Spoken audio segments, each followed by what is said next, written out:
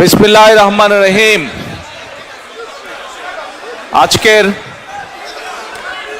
বিজয় দিবস উপলক্ষে আয়োজিত যুক্তরাজ্য বিএনপি কর্তৃক আয়োজিত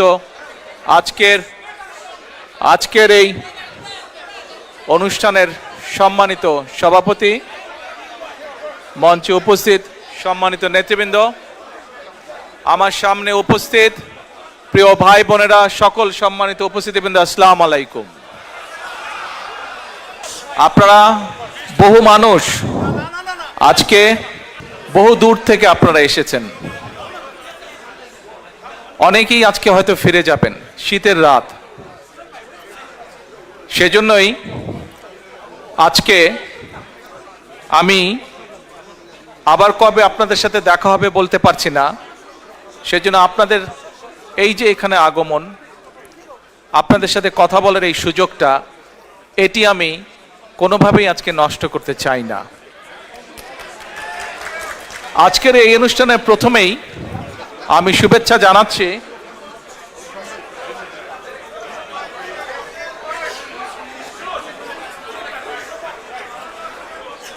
আজকের এই অনুষ্ঠানে আমি প্রথমেই আন্তরিকভাবে কৃতজ্ঞতা জানাচ্ছি যুক্তরাজ্যের যত প্রবাসী আছেন, ইউরোপের যত প্রবাসী আছেন, সহ পৃথিবীর বিভিন্ন দেশে যারা প্রবাসী আছেন, তাদের কাছে কৃতজ্ঞতা জানাচ্ছি। আজকে থেকে যখন প্রায় 18 বছর আগে যখন এই দেশে আসতে বাধ্য হয়েছিলাম চিকিৎসার জন্য, তারপর থেকে বিভিন্ন সময় আপনাদের বহু মানুষ, প্রবাসীদের বহু ভাই বোনেরা আমার এবং আমার পরিবারকে বিভিন্ন সময় মানসিকভাবে সাহস জুগিয়েছেন, বিভিন্নভাবে পাশে দাঁড়িয়েছেন। আমি সেজন্যই সকল প্রবাসী ভাই বোনদের কাছে কৃতজ্ঞতা প্রকাশ করছি আমার এবং পরিবারের পক্ষ থেকে। আজকে মানুষটি আমাদের মাঝে নাই, একটি মানুষের কথা আমার খুব মনে পড়ছে, মরহুম কমরুদ্দিন সাহেবের কথা। এই মানুষটি, সে সময় আমি অসুস্থ ছিলাম, এবং এই মানুষটি যেভাবে তার সময়ের সব কিছু দিয়েছেন, সব কিছু দিয়ে আমাকে যেভাবে চিকিৎসার সাহায্য করেছিলেন, তার জন্য আমি তার এবং তার পরিবারকে কৃতজ্ঞতা জানাই। প্রিয় ভাই বোনেরা, আজকে আমাদের মহান বিজয় দিবস। এই বিজয় দিবসে প্রায় 55 বছর হয়ে গেল বাংলাদেশ স্বাধীন হয়েছে। 1971 সালে লক্ষ মানুষের আত্মত্যাগের বিনিময়ে, লক্ষ মা বোনের সম্মানের বিনিময়ে, বহু মানুষের পঙ্গুত্বের বিনিময়ে আমরা আমাদের এই প্রিয় মাতৃভূমি বাংলাদেশের স্বাধীনতা অর্জন করেছিলাম। প্রিয় ভাই বোনেরা, বাংলাদেশের মানুষ আজকে থেকে 55 বছর আগে যখন যুদ্ধে ঝাঁপিয়ে পড়েছিল, তাদের একটি প্রত্যাশা ছিল, আশা ছিল, আকাঙ্ক্ষা ছিল কিভাবে তারা নিজের দেশটিকে গড়ে তুলবে। আপনারা যারা আজকে বিদেশে আছেন, প্রবাসে আছেন, বিশেষ করে বিভিন্ন উন্নত দেশগুলোতে আপনারা আছেন, সেই দেশগুলোতে যেহেতু আমরা এখানে ঘরে উপস্থিত সকলে আমরা ইউকেতে আছি, আমরা যখন পথে বেরোই ঘর থেকে, পথগুলো যখন পরিষ্কার, মোটামুটিভাবে পরিষ্কার দেখি, আমরা যখন এখানে NHS এর হেলথ সুবিধা নিতে চাই, বা আমরা যখন অন্য অন্য সোশ্যাল সুবিধাগুলো পাই এই দেশের বৈধ নাগরিক যারা, তখন কিন্তু নিজের অজান্তেই আমরা চিন্তা করি যে আহা, আমাদের দেশটা যদি এমন হতো। আমরা চিন্তা করি না? প্রত্যেকটা মানুষ এখানে আমরা চিন্তা করি। আপনারা হয়তো পরিবারকে নিয়ে হলিডেতে যান, ইউকের ভিতরেও যারা যান, বিভিন্ন হলিডে স্পটে যখন আপনারা যান, সেই স্পটগুলোতে অনেক কিছু যে আছে তা না, কিন্তু তাদের যা আছে এমন সুন্দর করে তারা রাখে যে সেখানে মানুষ যায়, দেখে কি তাদের ইতিহাস, কি তাদের ঐতিহ্য, কি তাদের সামাজিক মূল্যবোধ, সেই জিনিসগুলো আমরা দেখি এবং আমরা আফসোস করি যে আমাদের দেশটি যদি এমন হতো। প্রিয় ভাই বোনেরা, 1971 সালে যেই মানুষগুলো যুদ্ধ করেছিল, সেটি প্রত্যক্ষ হোক বা পরোক্ষভাবে, সেই মানুষগুলো কিন্তু দেশকে নিয়ে এমনই পরিকল্পনা করেছিল, এমনই প্রত্যাশা আশা ছিল তাদের। আমরা দেখেছি বিভিন্ন সময় যখনই দেশটিকে গড়ার জন্য, দেশটিকে মানুষের প্রত্যাশিত যে আশা আকাঙ্ক্ষা সেভাবে যারাই নিতে চেয়েছিল, আমরা দেখেছি বিভিন্নভাবে বিভিন্ন ষড়যন্ত্রের মাধ্যমে সেই গতিকে রোধ করে দেওয়া হয়েছে। প্রিয় ভাই বোনেরা, বিভিন্ন সময় বিভিন্ন ষড়যন্ত্র হয়েছে। আমরা দেখেছি স্বাধীনতা যুদ্ধের পরে যখন নতুন দেশটি আমরা পেলাম, তখন মানুষ আশায় বুক বেঁধেছিল যে এই দেশে গণতন্ত্রের চর্চা হবে, গণতন্ত্রের ওখানে বসো, তুমি ওখানে বসো, গণতন্ত্রের চর্চা হবে এবং গণতন্ত্রের চর্চার মাধ্যমে ধীরে ধীরে দেশ এবং জাতি এগিয়ে যাবে। হঠাৎ করে আমরা দেখেছি বাকশাল চলে আসলো। আমি এত ডিটেল স্টোরিতে যাব না, কম বেশি আপনাদের ধারণা আছে। গণতন্ত্রের মানুষের অধিকার, ভোটের অধিকার সবকিছুকে টুটি চেপে ধরা হলো। পরবর্তীতে শহীদ রাষ্ট্রপতি জিয়া রহমান যখন দেশ পরিচালনার দায়িত্ব পেলেন জনগণের পক্ষ থেকে, আমরা দেখেছি আবার বহুদলীয় গণতন্ত্র চালু হলো দেশে। ধীরে ধীরে মানুষ কথা বলার অধিকার ফিরে পেল। সংবাদপত্রগুলো ধীরে ধীরে প্রকাশিত হতে লাগলো। সংবাদপত্রগুলো আস্তে আস্তে গঠনমূলক সমালোচনা শুরু করলো সরকারের। জনগণের প্রত্যাশা প্রতিফলিত হতে লাগলো সংবাদপত্রতে, বিভিন্ন আলোচনা অনুষ্ঠান, বিভিন্ন সেমিনারে। আমরা দেখলাম 1974 সালে যে দুর্ভিক্ষ হলো, শহীদ রাষ্ট্রপতি জিয়া রহমানের সময় দেখলাম দুর্ভিক্ষ অবস্থা থেকে কাটিয়ে দেশ একটা উৎপাদনমুখী রাজনীতি শুরু করলো। এখানে অনেক সিনিয়র মানুষ আছেন, অনেকেই হয়তো কম বেশি বই পড়ে জেনেছেন, বিভিন্ন ডকুমেন্ট থেকে জেনেছেন, শহীদ রাষ্ট্রপতি জিয়া রহমানের সময় খাদ্য উৎপাদন শুধু দ্বিগুণই হলো না, আমরা দেশ থেকে খাদ্য রফতানিও পর্যন্ত করে পেরেছিলাম। হতে পারে অল্প ছিল, কিন্তু করেছিল। বাংলাদেশের মতন একটি দেশ বিদেশে চাল পর্যন্ত রফতানি করেছিল, উদ্বৃত্ত চাল। প্রিয় ভাই বোনেরা, আমরা দেখেছি কিভাবে ধীরে ধীরে সেই সময় গড়ে উঠেছিল মিল, কলকারখানা, যেখানে উৎপাদিত হতে লাগলো বিভিন্ন দ্রব্য, যেখানে আস্তে আস্তে মানুষের কর্মসংস্থান ব্যবস্থা হতে লাগলো। তার ফলে ধীরে ধীরে মানুষের অর্থনৈতিক যে মেরুদণ্ড, সেই অর্থনৈতিক মেরুদণ্ড মজবুত হওয়া ধরল। কিন্তু আমরা কি দেখলাম 1981 সালে? ষড়যন্ত্র বাংলাদেশের বিরুদ্ধে থেমে ছিল না। শহীদ রাষ্ট্রপতি জিয়া রহমানকে হত্যা করা হলো। হত্যা করার মাধ্যমে দেশের গণতন্ত্রের গতি, গণতন্ত্রের চর্চা, দেশে মানুষের অর্থনৈতিক ভাগ্য উন্নয়নের যে চাকা, সেটিকে স্তব্ধ করে দেওয়া হলো, বন্ধ করে দেওয়া হলো। তারপরের যুগ আপনারা দেখেছেন, সামরিক শাসনের পরে স্বৈরাচারী এক সরকার ছিল দেশে। গণতন্ত্রের নামে প্রহসন আমরা দেখেছি। 1991 সালে আবারও জনতার আন্দোলনের মুখে সেই স্বৈরাচারের পতন হলো।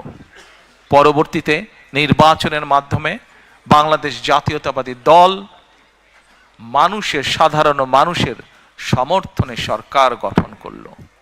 আমরা দেখেছি দেশনেত্রী খালেদা জিয়ার সরকার বাংলাদেশের মানুষের দ্বারা নির্বাচিত হবার পরে কিভাবে আবার ধীরে ধীরে ধীরে দেশকে গড়ে তুলতে সক্ষম হলো। আমরা দেখেছি সেই সময় কিভাবে দেশে আবারও শিল্প কারখানা স্থাপিত হলো।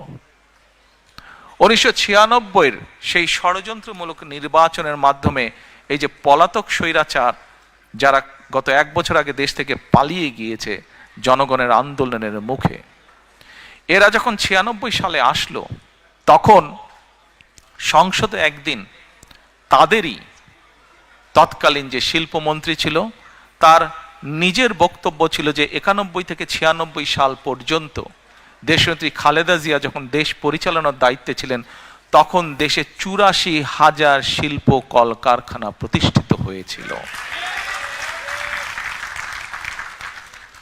প্রিয় ভাই বোনেরা, 84,000 কলকারখানা প্রতিষ্ঠিত হয়েছিল। এই সংখ্যাটা দিয়ে বোঝা যায় যে দেশে সেই সময় উন্নয়নের গতিধারা চালু হয়েছিল।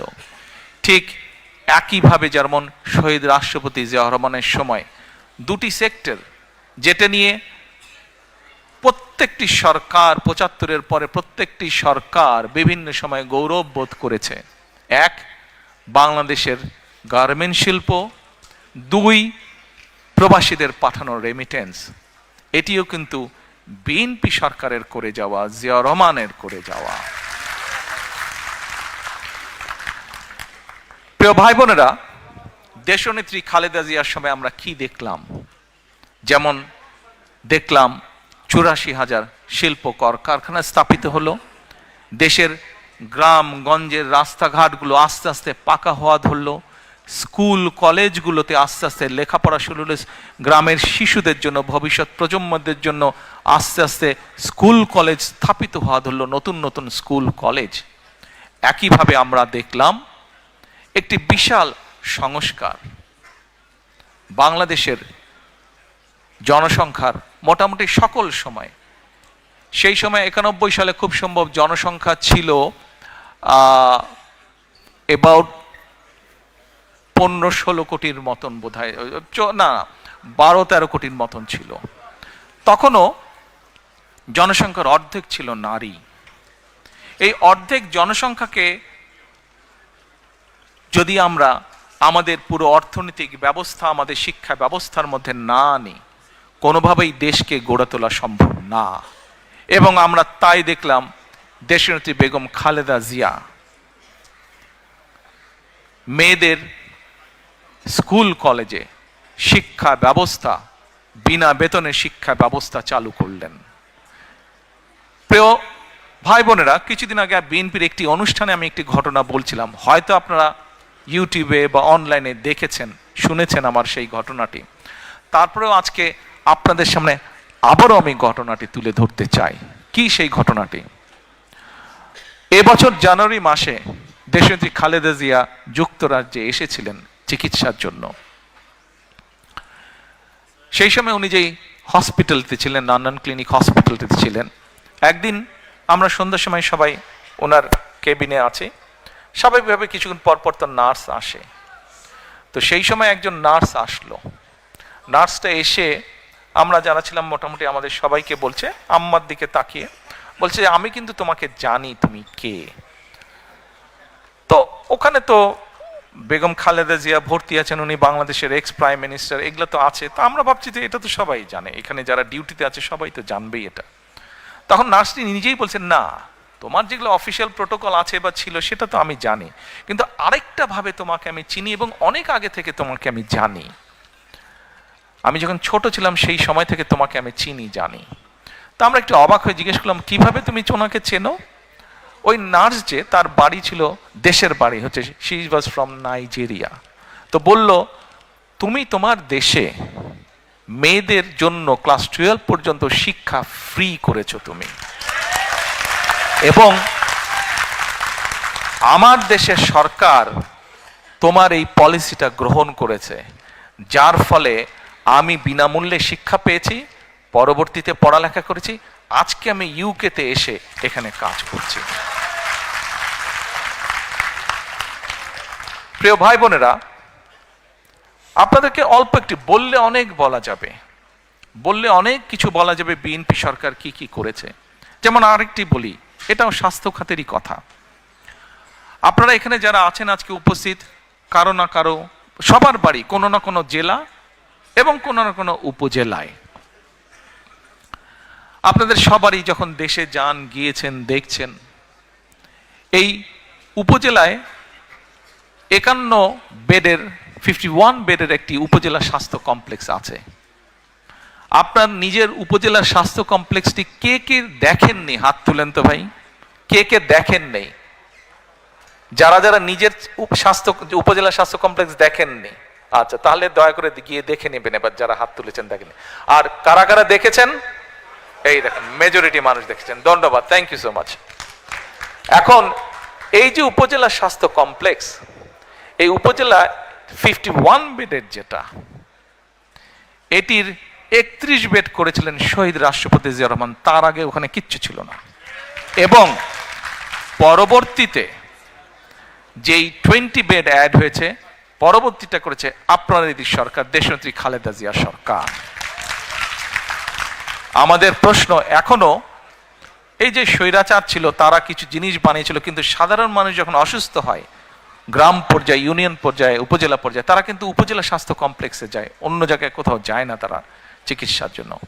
তার মানে মানুষ, প্রান্তিক মানুষ চিকিৎসার জন্য যতটুকু সুবিধা পাচ্ছে, তারা যে যাচ্ছে, তারা কিন্তু সেই বিএনপি যে করে আসছে সেখানেই তারা যাচ্ছে।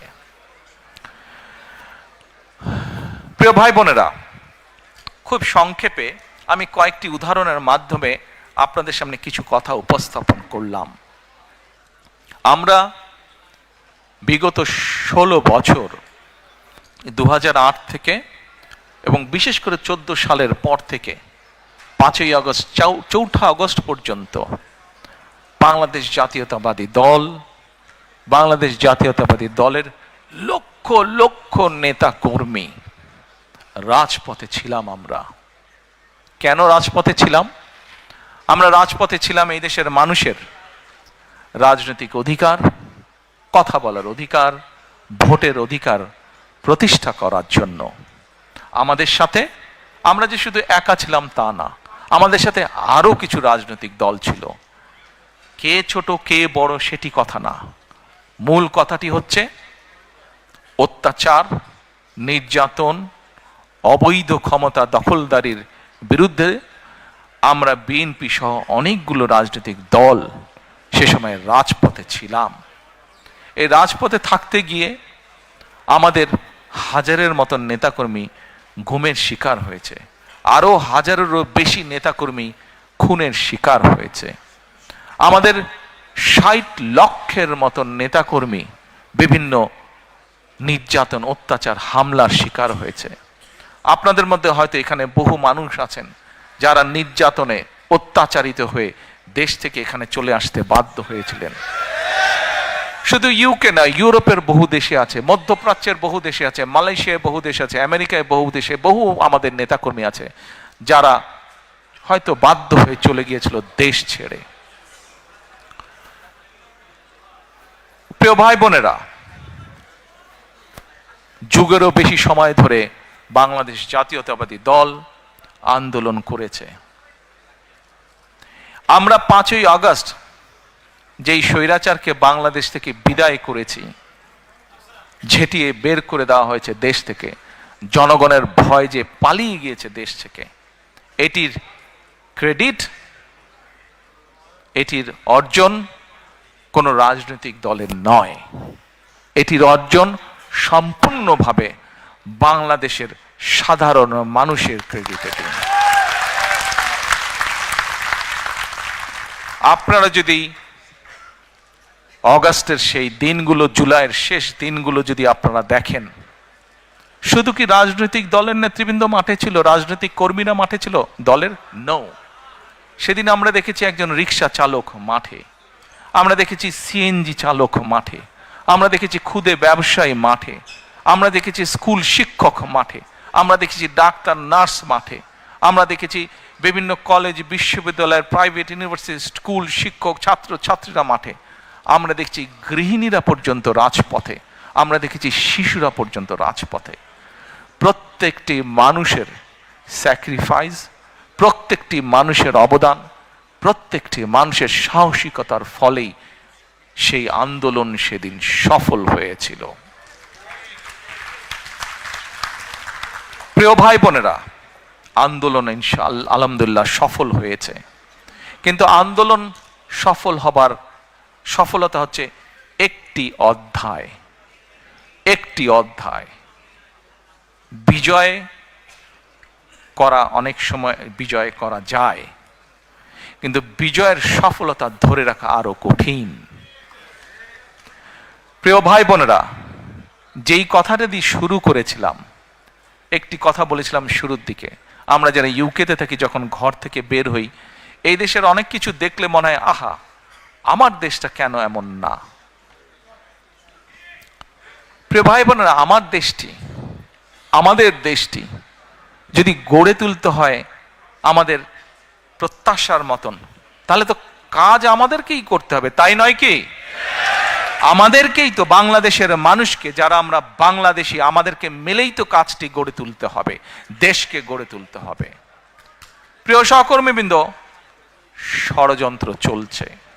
ষড়যন্ত্রকারীরা কিন্তু তাদের সেই ৭১-এ যারা ষড়যন্ত্র করেছিল, ৭৫-এ যারা ষড়যন্ত্র করেছিল, ৭ই নভেম্বরে পরাজিত হয়েছিল, ৮১-তে যারা ষড়যন্ত্র করেছিল, ৯৬-তে যারা ষড়যন্ত্র করেছিল, পরবর্তীতে যারা ষড়যন্ত্র করেছে, তাদের ষড়যন্ত্র কিন্তু থেমে নেই। এবং বাংলাদেশ জাতীয়তাবাদী দল একটি দায়িত্বশীল দল হিসাবে আমাদের এবং আমাদের প্রতিটি পর্যায়ের নেতাকর্মীর পবিত্র দায়িত্ব হচ্ছে বাংলাদেশের মানুষকে সাথে নিয়ে সচেতন করার মাধ্যমে সজাগ এবং সতর্ক থাকা, এবং বাংলাদেশের মানুষকে সজাগ এবং সতর্ক রাখা এই ষড়যন্ত্রের বিরুদ্ধে। প্রিয় ভাই বোনেরা,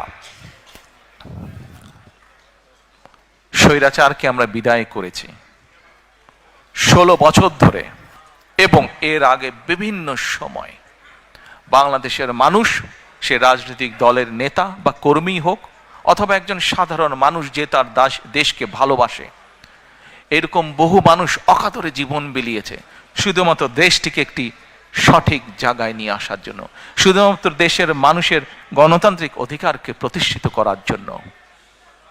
আজ একটি সময় এসেছে, আগামী 2 মাস পরে দেশে একটি নির্বাচন, বহুল প্রত্যাশিত একটি নির্বাচন, যে নির্বাচনে মানুষ নিজে ঘর থেকে বেরিয়ে নিরাপদে যাবে, স্বাচ্ছন্দ্যে ভোট দিবে তার ইচ্ছা মতন। এরকম একটি প্রত্যাশিত দিন সামনে অপেক্ষা করছে।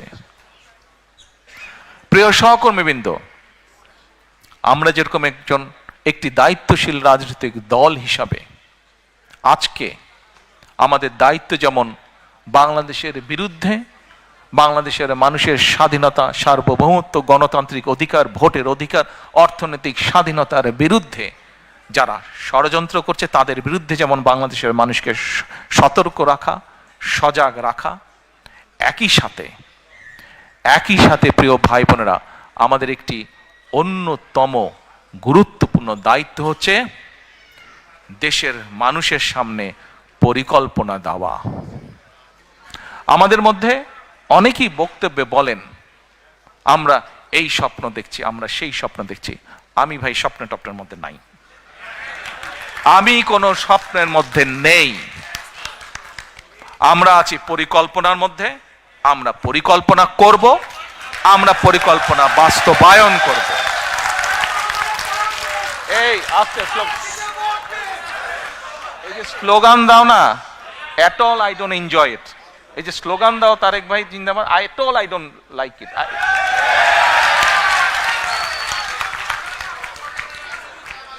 আচ্ছা, এখন আমরা কোনো স্বপ্নের মধ্যে থাকতে চাই না। স্বপ্ন দেখতে দেখতে দেশ থেকে প্রতি বছর $16 বিলিয়ন পাচার হয়ে গিয়েছে। স্বপ্ন দেখতে দেখতে দেশের অর্থনৈতিক অবস্থা, দেশের শিক্ষা ব্যবস্থা, দেশের কৃষি ব্যবস্থা, দেশের রাস্তাঘাট, দেশের আইন আদালত, আইন শৃঙ্খলা সবকিছু ভেঙে চুরমার হয়ে গিয়েছে। প্রিয় ভাই বোনেরা, আপনারা যদি একটু রিসার্চ করেন আপনাদের মতন করে, দেখবেন প্রথম যখন শহীদ রাষ্ট্রপতি জিয়া রহমান দেশ পরিচালনার দায়িত্ব পেলেন, তার আগে কি অবস্থা ছিল দেশের? সেই খাদের কিনারা থেকে উনি তুলে নিয়ে এসেছিলেন দেশকে। আবারও 90-এ স্বৈরাচারের পতনের পরে যখন দেশনেত্রী খালেদা জিয়া দেশ পরিচালনার দায়িত্ব পেলেন, আবারও ধীরে ধীরে পরিশ্রম করার মাধ্যমে দেশকে একটি অবস্থানে তুলে নিয়ে এসছেন। এটি হতে পারে প্রকৃতি বলেন, ইতিহাস বলেন, বাস্তবতার একটি নির্মম চিত্র, বা কিভাবে বলবো আমি নিজেও ঠিক জানি না, বাট বাস্তবতা হচ্ছে যখনই এই দেশের স্বাধীনতা সার্বভৌমত্ব হুমকির সম্মুখীন পড়েছে, যখনই এই দেশের স্বাস্থ্য ব্যবস্থা বলেন, অর্থনৈতিক ব্যবস্থা বলেন, সবকিছু ভেঙে পড়ার উপক্রম হয়েছে, তখনই সেই দায়িত্বটা, সেই কঠিন দায়িত্বটা এসে পড়ে বিএনপির উপরে। প্রিয় ভাই বোনেরা, আমরা দৃঢ়ভাবে বিশ্বাস করি বাংলাদেশ জাতীয়তাবাদী দল, বিএনপির প্রতিটি নেতাকর্মী, শহীদ জিয়া, দেশনেত্রী খালেদা জিয়ার প্রতিটি সৈনিক, আমরা দৃঢ়ভাবে বিশ্বাস করি যে ইনশাল্লাহ আগামী ফেব্রুয়ারি মাসে যে নির্বাচন, সেই নির্বাচনে বাংলাদেশের মানুষের সমর্থন নিয়ে বাংলাদেশ জাতীয়তাবাদী দল সরকার গঠন করতে সক্ষম হবে। এক মিনিট,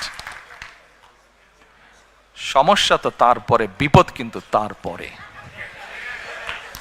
আপনারা যারা খুব খুশিতে তালি দিলেন, হ্যাঁ খুশি আপনারা হতেই পারেন, দেশের মানুষের সমর্থন নিয়ে যদি আমরা ইনশাল্লাহ সরকার গঠন করতে পারি, অবশ্যই আমরা দেশের মানুষের কাছে প্রতি যেরকম আমাদের কৃতজ্ঞতা থাকবে, একইভাবে তাদের কাছে আমাদের দায়বদ্ধতা থাকবে, জবাবদিহিতা থাকবে।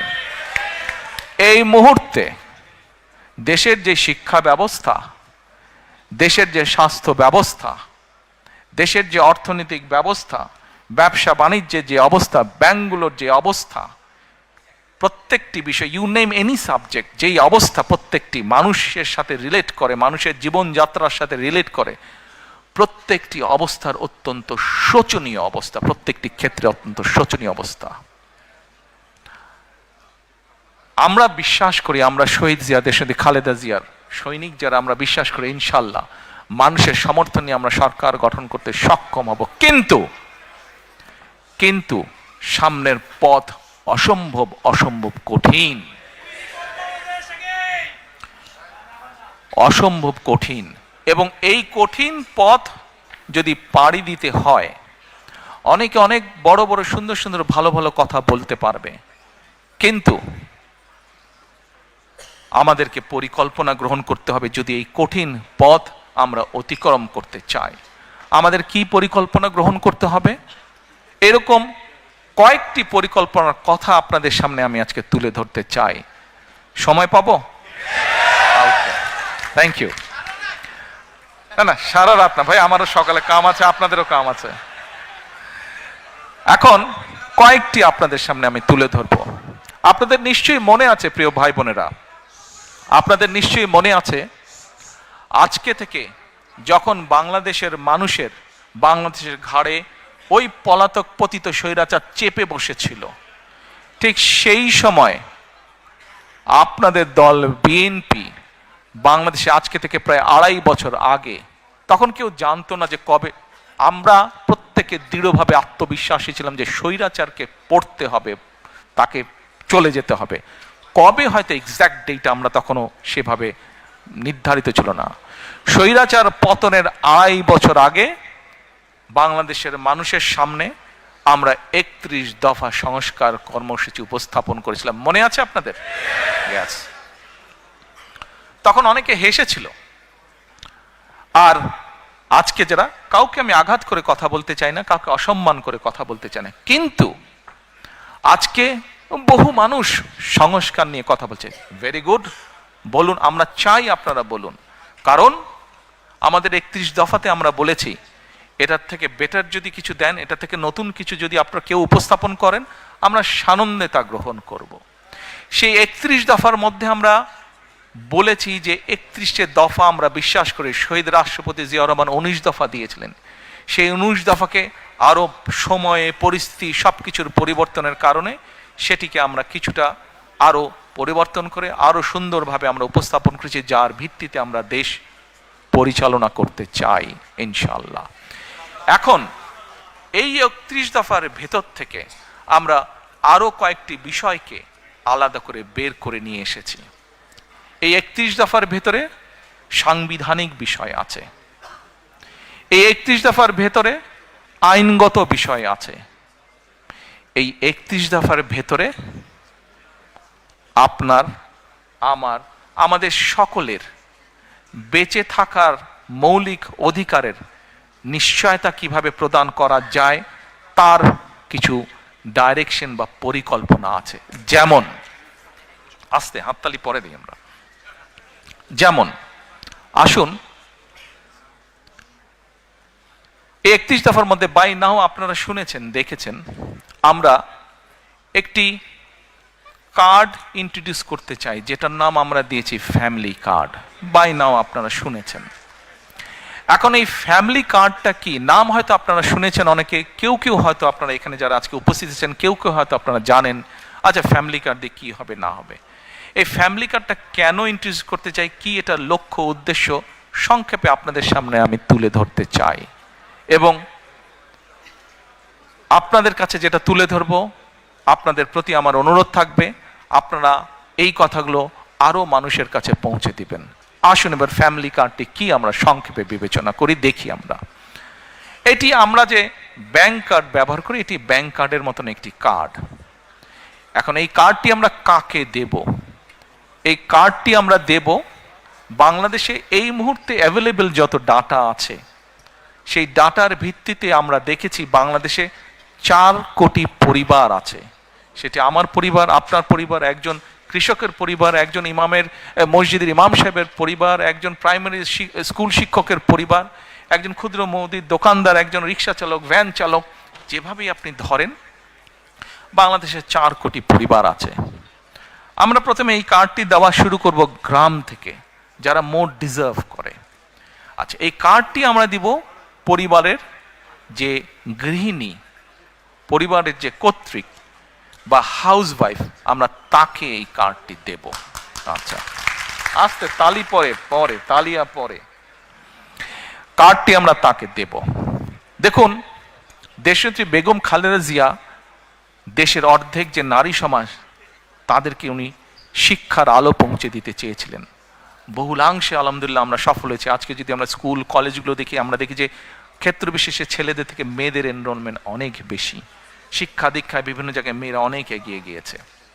নেপোলিয়ন বলেছিল, আমাকে শিক্ষিত মা দাও, আমি তোমাদেরকে শিক্ষিত জাতি দেব। প্রিয় ভাই বোনেরা, এই কার্ডটি ইনিশিয়ালি আমরা ধীরে ধীরে 4 কোটি পরিবারের, আমাদের প্ল্যান অনুযায়ী 4 কোটি পরিবারকে দেব। বাট এই 4 কোটি পরিবারের মধ্যে আমিও আছি, আমার স্ত্রী ডক্টর জুবাইদাও আছেন, কিন্তু ডক্টর জুবাইদা এই কার্ডটি নেবেন না। কেন? কারণ এই কার্ডটি থেকে রাষ্ট্র বা সরকার যেই সুবিধা দেবে একটি পরিবারকে, আলহামদুলিল্লাহ ডক্টর জুবাইদার এটি প্রয়োজন নেই। এখানে আপনারা যারা আছেন, আপনাদের এখানে আমাদের বহু বোন উপস্থিত আছেন, তাদের কারোরই অর্থনৈতিক অবস্থা এমন না যে সেই কার্ডটি প্রয়োজন। এইভাবে বাংলাদেশের 4 কোটির মধ্যে আমরা মনে করি বহু পরিবার আছে যাদের প্রয়োজন নেই, কাজেই তারা এই সুবিধাটা নেবেন না। তার ফলে যেটা হবে, আমরা যারা সঠিক মানুষ, এটি কিন্তু আমরা জেনারেল রাখছি, আর কার্ডটা ইউনিভার্সাল রাখছি। বাংলাদেশে বিভিন্ন সামাজিক সোশ্যাল নেটওয়ার্ক যেগুলো ফ্যাসিলিটি আছে, যেগুলো বেনিফিটস আছে, বিভিন্ন ক্যাটাগরি থাকে, এবং আমরা রিসার্চ করে দেখেছি যে ক্যাটাগরি, এরকম বিভিন্ন ক্যাটাগরি থাকলেই কারাপশনের প্রবাবিলিটি বেড়ে যায়। কারাপশনের প্রবাবিলিটি বেড়ে যায়, পলিটিক্যাল ইনফ্লুয়েন্স হয়, তখন ওইখানে কারাপশন তৈরি হয়। সেজন্য বিষয়টাকে আমরা জেনারেল রাখছি। আচ্ছা, এই কার্ডটি আমরা মহিলাদেরকে দেব। আমরা এর মধ্যে কতগুলো 10টা স্পট, সরকারের কিছু নিয়ম আছে, আপনি হুট করেই চালু করতে পারবেন না, পাইলট প্রজেক্ট করতে হয় সরকারকে। এই কার্ডটির মধ্যে আমরা 2টো উপায় রেখেছি। 2 থেকে 2,500 টাকা পর্যন্ত আমরা কিছু মহিলা বা পরিবারকে বা হাউসওয়াইফকে আমরা দেব, আর 2,500 টাকার সম পরিমাণ খাদ্য সহায়তা আমরা দেব। পাইলট প্রজেক্টের মাধ্যমে আমরা দেখব যে 3 থেকে 6 মাস যে কোন পরিবারগুলোর কতটুকু উন্নতি হচ্ছে, কিভাবে পরিবর্তন হচ্ছে। যেটা বেটার হবে, যদি ক্যাশে বেটার হয় আমরা ক্যাশ দেব, যে যদি খাদ্য সহায়তা দিয়ে বেটার হয় তাহলে আমরা খাদ্য সহায়তা দেব। আপনাদেরকে যে একটি ফ্যামিলি কার্ডের পরিকল্পনা বলুন বা গল্পই বলুন, যা বলছি ভালো লাগছে শুনতে? কন্টিনিউ করব? ওকে, ঠিক আছে। তা এখন এই কার্ডের আপনারা হয়তো কেউ জিজ্ঞেস করতে পারেন যে ভাই দলের লোকজন দিয়ে করলেন তাদের রিসার্চ আর কতটুকু কারেক্ট হবে? এখানেই ভুল। শুধুমাত্র দলের লোক দিয়ে আমরা রিসার্চ করিনি। এই সবের কাজে, এই ধরনের কাজে যারা এক্সপার্ট আছেন, এক্সপার্টিজ আছেন, যারা প্রফেশনালস আছে, এরকম একটা টিম দিয়ে আমরা এই কাজটি তৈরি করেছি। এবং এরই ভিতরে আমাদের কাছে যতটুকু Would you like to come here and speak? এবং এটার বাজেট কোথা থেকে কিভাবে আসবে সেটিও আমরা বাজেটের যে সকল কাগজপত্র পাবলিক ডকুমেন্ট হিসেবে উপস্থিত আছে সেখান থেকে আমরা সব কিছু বের করেছি কিভাবে আমরা এগুলা চালু করব। কাজে ওই প্রাইমারি কাজগুলো আমরা শেষ করেছি। এখন এটা লক্ষ্য বা উদ্দেশ্য কি, কেন আমরা করছি, আসেন আপনি চিন্তা করে দেখুন। একজন কৃষক বা একজন মসজিদের ইমাম সাহেব বা মুয়াজ্জিম সাহেব, তার পরিবারের হাতে যখন আপনি এই কার্ডটি দিবেন, প্রথম 6 মাস কিছু হবে না, প্রথম 2 বছরও কিছু হবে না, 3 বছরও কিছু হবে না, বাট 5 বছরের মাথায় গিয়ে কি কি পরিবর্তন হবে সেটা একটা চিত্র আপনাদের সামনে আমি তুলে ধরি, একটা পিকচার তুলে ধরি। সেই পিকচারটি কি? সেই পিকচারটি হচ্ছে রিসার্চ বলে। এখানে ভাইদের সংখ্যা বেশি, দয়া করে কেউ মাইন্ড করবেন না আমার উপরে। যে কথাটি আমি এখন বলতে চাচ্ছি দয়া করে কেউ মাইন্ড করবেন না আমার উপরে, বাট এটা আমার কথা না, এটা রিসার্চের কথা। রিসার্চ কি বলে? যখন পরিবারের স্ত্রীর হাতে আপনি একটা অর্থনৈতিক সহযোগিতা দিবেন, স্ত্রী তখন কি করে? এই সুবিধাটা সে তার সন্তানদের লেখাপড়া এবং স্বাস্থ্যের পিছনে প্রথমে সে খরচ করে। রিসার্চ বলে এই টাকাটা বা সহযোগিতাটা যদি বাবার হাতে যায়, বাবা ওই পাড়ার চায়ের দোকানে গিয়ে গল্প গুজব করে বন্ধু বান্ধবের টাকাটা উড়িয়ে দেয়। এটা আমার কথা না, এটা রিসার্চ কথা। ভাইরা আমার উপরে কিছু মাইন্ড করেন না আপনারা। আচ্ছা, তা এখন আমরা সেই জন্য মায়েদের হাতে এটা দিতে চাই। মা এই অর্থটা দিয়ে তার সন্তানদের স্বাস্থ্য যেরকম খেয়াল রাখতে পারবে, একই সাথে সে তার লেখাপড়া, বাচ্চাদের লেখাপড়ার দিকে মনোযোগ দিবে। তারপরে তার হাতে যখন খরচ বেঁচে যায়, এই খরচটা তখন কি করে? সে ছোট ছোট ইনভেস্ট করে, যেখান থেকে তার পরিবারের এক্সট্রা ইনকাম আসবে। যার ফলে হবে কি, ওই টাকাটা, ওই অর্থটা, সেটা 500 টাকা হোক, 1000 টাকা হোক, ওটা ওই লোকাল ইকোনমিতে তখন টাকাটা আস্তে আস্তে ইকোনমিতে ঘুরতে থাকে এবং লোকাল ইকোনমি আস্তে আস্তে আস্তে আস্তে স্ট্রেংথেন, স্ট্রং হতে থাকে। প্রিয় ভাই বোনেরা, চিন্তা করে দেখেন, আপনার গ্রামে এরকম যদি 10টা পরিবার থাকে এবং একটা 10টা পরিবারের কে যদি আপনি আস্তে আস্তে কন্টিনিউ 5 থেকে 7 বছর একটা সাপোর্ট দিতে পারেন এরকম, তাহলে 7 বছর পরে কি সেই পরিবারটার চেহারা বর্তমানে যা আছে তা থাকবে? নিশ্চয় একটু তো বেটার হবে না? তাহলে একটা গ্রামে যদি 10টা পরিবার থাকে, সেই 10টা পরিবার যখন অর্থনৈতিকভাবে একটা শক্তিশালী অবস্থানে দাঁড়াবে, স্বাস্থ্য হেলথ ওয়াইজ যখন শক্তিশালী হবে এবং এডুকেশন ওয়াইজ যখন একটি গ্রাম শক্তিশালী হবে, তখন পুরো গ্রামটা একটা বেটার গ্রাম হবে। এইভাবে গ্রাম, এইভাবে উপজেলা, এইভাবে জেলা, এইভাবে বিভাগ, এভাবে সারা বাংলাদেশ এক সময় গিয়ে একটা স্ট্রেংথেন অবস্থায়, শক্তিশালী অবস্থায় দাঁড়াবে। এই হলো ফ্যামিলি কার্ডের গল্প।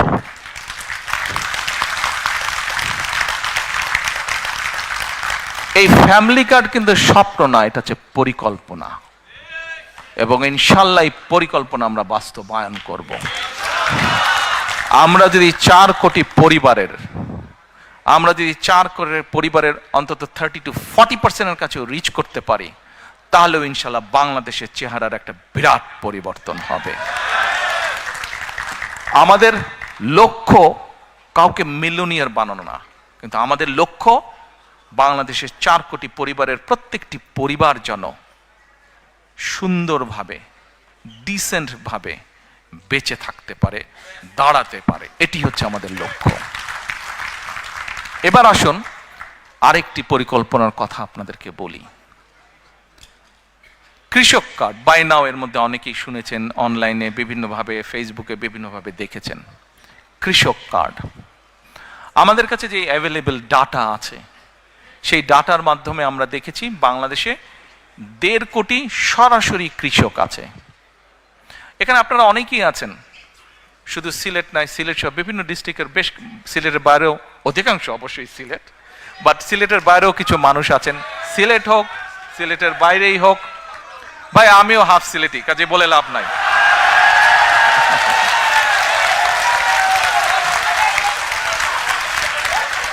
আচ্ছা,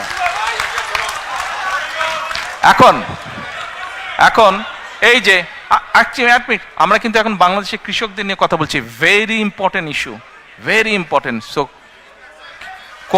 quite you have to be very quiet, it's a very important issue we will be discussing now. আচ্ছা, বাংলাদেশে প্রায় 1.5 কোটি কৃষক আছে যারা সরাসরি কৃষক। এই ক্যামেরাম্যান, আপনি ভাই একটু ডিস্টার্ব করছেন, আপনি একটু ডিস্টার্ব করছেন, আপনি অনেককে ডিস্টার্ব করছেন। বাংলাদেশে 1.5 কোটি কৃষক আছে। এখন এই কৃষকের মধ্যে আবার কয়েকটা ক্যাটাগরি আছে কিন্তু, প্রান্তিক কৃষক, ক্ষুদ্র কৃষক, মাঝারি কৃষক, বড় কৃষক। এখন এই 1.5 কোটি কৃষকের মধ্যে প্রায় কয়েক লক্ষ হবে বড় কৃষক, বাকি ম্যাক্সিমামে কিন্তু প্রান্তিক, ক্ষুদ্র, মাঝারি কৃষক। এখন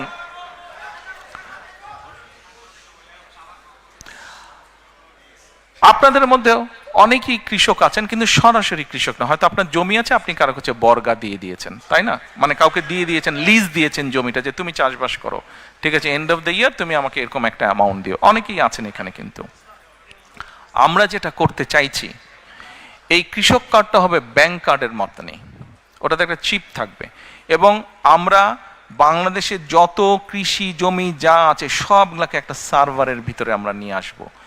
কোন কৃষক কোথায়, তার নাম কি, সে কতটুকু জমি ওন করছে, নাকি সেটার সে লিজ নিয়েছে, লিজ নেক অথবা ওন করুক, সেটাতে সে কি কি চাষ করছে। কোনো জায়গায় বছরে 2টো ক্রপ হয়, কোনো জায়গায় বছরে 3টে ক্রপ হয়, কোনো জায়গায় 1টা ক্রপ হয়। কাজেই তার কোন কি ক্রপ হচ্ছে সেই হিসাবও আমরা পুরা রেডি করব। আচ্ছা, এখন রেডি করে যেটা আমাদের টার্গেট বা এইম, আমাদের যার একটা হয়তো একটা হচ্ছে ফসল, যার 2টো হচ্ছে, তাকে আমরা যে কোনো একটা ফসলের ফুল সাপোর্টটা দেওয়ার চেষ্টা করব। তাকে আমরা তার যেটা রিকোয়ার্ড সিড, ফার্টিলাইজার, পেস্টিসাইড, এই পুরা সাপোর্টটা তাকে আমরা দেব 5 to 7 years টাইম। এবং আমাদের রিসার্চ আমাদেরকে বলছে যে 5 to 7 years ধরে যদি আমরা এই সাপোর্টটা মোটামুটিভাবে কন্টিনিউ করতে পারি, তাহলে কৃষকদের যে অর্থনৈতিক মেরুদণ্ড, ইকোনমিক স্ট্রেংথ, এটা স্ট্রং হবে। আজকের যে ক্ষুদ্র কৃষক হয়তো সে মাঝারি কৃষক হবে, যে প্রান্তিক কৃষক সে ক্ষুদ্র কৃষক হবে। যদি নাও হয়, অন্তত তার অবস্থার পরিবর্তন হবে, তার প্রোডাকশন বাড়বে। আমরা এই যে প্রায় পত্রপত্রিকায় নিউজ পড়ি যে এই দ্রব্যের দাম বেড়ে গেছে, নিত্য প্রয়োজনীয় ওই দ্রব্যের দাম বেড়ে গেছে। দেখুন, বাংলাদেশের মানুষ জনসংখ্যা প্রায় 20 কোটি প্লাস মাইনাস মিনিমাম। এই জনসংখ্যাকে যদি আপনার ফুড সাপ্লাই দিতে হয়, আমাদেরকে অবশ্যই আমাদেরকে এগ্রিকালচারের প্রোডাকশন বাড়াতে হবে। আমরা এগ্রিকালচার প্রোডাকশন যদি না বাড়াই, কোনোভাবেই কিচ্ছু করা যাবে না। আচ্ছা, এর মধ্যে আমাদের আরেকটি প্রোগ্রাম আছে এই কৃষক কার্ডের ভিতরে, 10টা ফ্যাসিলিটি আমরা দেব। যেমন অনেক সময় বিভিন্ন জায়গায় বন্যা হচ্ছে, বিভিন্ন জায়গায় দুর্যোগ, বৃষ্টি, ঝড় হচ্ছে। আমরা এর ভিতরে এক ভদ্রলোকের সাথে কথা বলছি, বাংলাদেশি ভদ্রলোক, উনি এই ক্লাইমেট নিয়ে কাজ করে, উনি অস্ট্রেলিয়াতে থাকেন। এখন তোমার উপজেলা কোনটা? বালাগঞ্জ। বা তোমার ইউনিয়ন? পূর্ব গৌরীপুর। বালাগঞ্জের পূর্ব গৌরীপুর। এখন ওখানে ধরেন একজন কৃষক ডিসাইড করলো যে সে কালকে সার দিবে, ফার্টিলাইজার দিবে, কিন্তু কালকে বৃষ্টি যদি হয় তাহলে ফার্টিলাইজার সব ওয়াশ আউট হয়ে যাবে, তাতে তার ফাইন্যান্সিয়ালি লস হবে। আমরা যে জিনিসটা প্ল্যান করছি, যেহেতু আমরা পুরো সার্ভার ভিতরে পুরো একদম ম্যাপিং করে জোনিং করে আমরা নিয়ে আসব, এবং তাদেরকে আমরা স্মার্টফোনের মাধ্যমে সিস্টেম আমরা অ্যাপ দিয়ে দিব আস্তে আস্তে, একবারে we can do that, gradually we will do that. আমরা করব, সে তখন ওই সিস্টেমে সে নক করবে, সিস্টেমে নক করলে তখন বালাগঞ্জের ওই গৌরীপুর পূর্ব গৌরীপুর ওইখানে ওই কৃষক কিন্তু দেখতে পাবে যে কালকে বৃষ্টি হচ্ছে কি হচ্ছে না, হি উইল নো দ্যাট। আমরা এই ডিটেল পর্যন্ত আমরা কাজ করেছি। বাংলাদেশের মানুষ তাদের সমর্থন দিলে, আমরা ইনশাল্লাহ সরকার গঠনে সক্ষম হলে, gradually we will build this system. তার লোন বিভিন্ন, এখন লোন নিতে গেলে বিভিন্ন রকম সমস্যা হয় কৃষকদের। তার কাছে যে কোনো কার্ডটা থাকবে, সেই ব্যাংকে যাবে, দেওয়ার সাথে সাথে ডিটেল তার সব কিছু চলে আসবে, কত যদি আগের লোন থাকে, কি আছে না আছে সব কিছু তার চলে আসবে। অর্থাৎ ক্রেডিট স্কোর, এই দেশে সবাই পরিচিত ক্রেডিট স্কোরের সাথে, তার পুরো ক্রেডিট স্কোর চলে আসবে। আমরা এই কাজগুলো করেছি। দিস ইজ হাউ আমরা আমাদের এগ্রিকালচারকে প্ল্যান করছি।